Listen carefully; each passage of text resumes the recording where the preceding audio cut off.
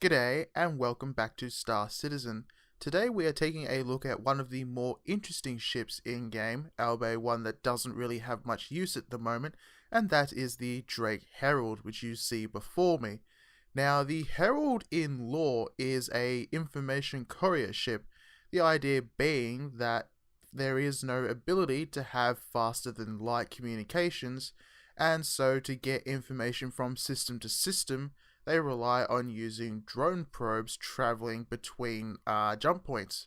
However, if you have, sensitive material, you may not want that going through the public probe network, and so that's where the Herald comes in. It is basically a glorified messenger, a courier of sorts, whose sole existence owes itself to transporting information that you don't want other people knowing about. So, yeah, it's an interesting design. It's strange that they picked Drake to make the ship of all the manufacturers, but they do have a nice aesthetic, so I don't mind it. You've got some very interesting reflections on the canopy here, as you can see. There is a gun underneath here. I believe this can fit up to an S3. So that is it, really. You've got two S1s under the wings, but this ship isn't going to be a dogfighter. You're not going to be dogfighting it in the first place. You're just, it's not a ship to do that in. You got nice thruster packs though here, very sort of, I don't know, Apollo-esque I guess, the way they're designed. They're very bare bones and basic. Nice spotlights under here, they're kind of nice. Landing gear, you got some nice detail on those. The ladder is open, mostly because I can't actually figure out how to close it when you're outside. But you can see how you enter the ship, it's through the side there. You've got the data systems here. The whole idea being that this ship has sort of a scrubbing ability, so if you're caught, you can erase all the computer information in your databanks, so the enemy can't, or whoever's captured you, can't actually get to whatever information you were carrying in the first place. So that lends itself to a few interesting potential game missions, such as, running information for coordinates between organizations where you don't want someone to be able to know where your fleet is, things like that. Who knows if the game will actually enable that sort of thing, but it's a possibility. Moving on, we've got these covers here that cover the actual comms arrays. They deploy from inside. You don't want to deploy them when on the ground though, because they actually open slightly further than the landing gear, so your ship will utterly freak out if you deploy them on the ground. Not so much in Arena Commander or in the Persistent Universe, but if you're in Hangar where there's no flying possible, it can really throw the ship around. It's actually quite hilarious. Yeah, if we move on back, you'll see the main thing for the ship. Actually, if we take a few steps back along the pad, you can see the whole ship has this very strange look to it. Now, that is because it has these gigantic as heck engines on the back. Because being a messenger, it's designed to be fast above all else. So you have a absolutely gigantic engine on the top, which is supposedly your main drive engine and the one that generates most power for the ship's computers and other systems. And then you've got a slightly smaller engine on the bottom. They're still much bigger than any other ships comparable to this one in size. And yes, before you ask, this ship is currently the fastest ship available in the game. It is faster than even the M50 and 350R races. So you can go really damn quick in this. However, it is very much muscle car style in that it doesn't turn very well, but it will go in a straight line blisteringly fast, so that's pretty cool.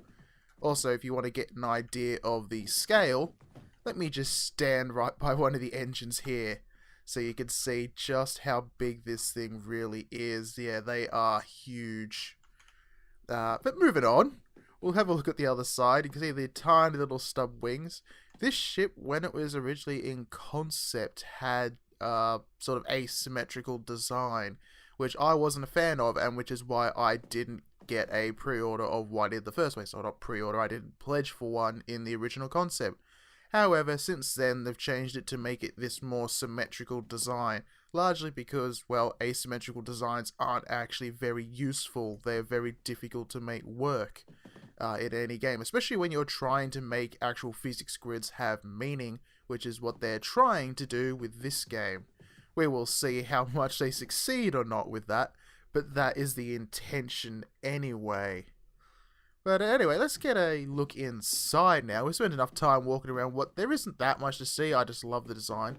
So we'll climb in, go up the ladder, and you'll see it has a lot more interior than you would have thought for the ship. Also, listen, you got a nice sort of electronic hum in here, which I like as well. So we'll close the door. Very quickly closed too. You see, you've got the nice sort of Drake aesthetic of the very exposed internals here for where the cockpit is, like all that insulation just sort of hanging out there. We're not going to go in the chair just yet. You've got a support seat here. Not sure what that actually does at this moment in time, given I've never had more than one person flying the ship, and this chair doesn't do anything when the ship's power is off and you need to be flying it to have power. But presumably it's for actually receiving the communications and things like that. You've got some nice detail on the server banks here. Again, they don't really make that much sense to me. You've got some module heat or something there, but they exist, so that's something. This is where you actually open the outer communications panels from. We will do that later. Sort of very interesting rugged portal heater there. And yes, lots of cabling. And then in the back, you've got the compulsory toilet. I don't think this has a shower. No, there's no shower, it's just a toilet. So if you need some hygiene, you can't do it in this ship. You got a little sink though. With emergency supplies, with first aid, radiation treatment, and rations. And then you got just a bed. Not sure what this pool is actually for, but there's something for it. And then, yeah, the bed, which looks a bit more comfortable than the ones in the Caterpillar, it must be said. But let's actually get into flying the ship. We've spent more than enough time having a look at it. So we'll climb into the chair, it spins around, power it up nicely, and we will launch ourselves into the air. Straight away you'll notice the ship has an interesting sound to it. Landing gear up. Yep, put the gear in, and you'll see it looks pretty nice. Nice visibility, probably on par with the Buccaneer that I just did a video in. You'll see the HUD is very similar, the computer panels are very similar. Now we're up, we will actually deploy those comms panels, just so you can see what they look like deployed. So, let's deploy them. Can't see them from in here, but if we go back into the chair now, there we go. We can switch to the external view, and you can see that they are now deployed. There is 2 on each side in a diagonal pattern, and you've got these like solar panels, presumably for supplying charge as well to your system. So they give an interesting look of their own. Also, those thruster effects are nice. But this is my favourite thing about the ship. Just listen to this as I go into full afterburner. I just love that sound. It just sounds so good. Especially from inside. Oh, if we go properly inside, it just sounds like an actual rocket, you know, not any of this fancy sci-fi engine sound. No, it just sounds like you've got an Apollo Saturn V rocket strapped to you, and it is just cool. And it handles actually reasonably well as well, rather, if I can speak English. Yeah, it doesn't slow down very quick. That's for sure.